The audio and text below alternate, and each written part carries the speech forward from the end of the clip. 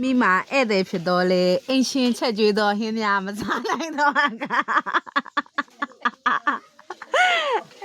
အိမ်ရှင်ချက်ကျွေးတော့ဟင်းများမစားနိုင်တော့က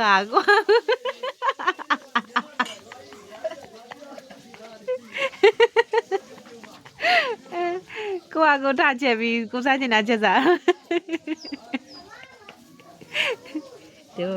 တို့လိုဧည့်သည်ဆလန်တာ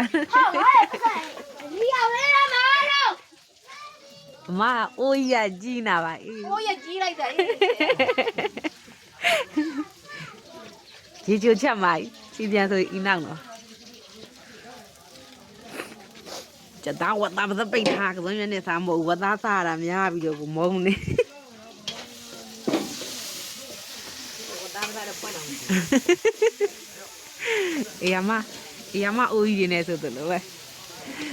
အသားမဟုတ်တဲ့အစီလေးကြီးဖြစ်နေစီရက်နေအစီရက်နေဝတ်စီရက်